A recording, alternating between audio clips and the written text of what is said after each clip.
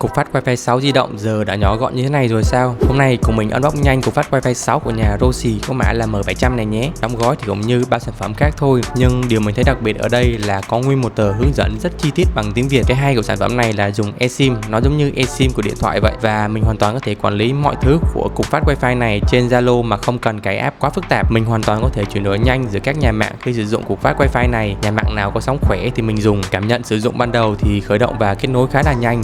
Mình sẽ trải nghiệm thêm vài hôm nữa rồi sẽ lên video tiếp theo về cục phát Wi-Fi 6 này nhé.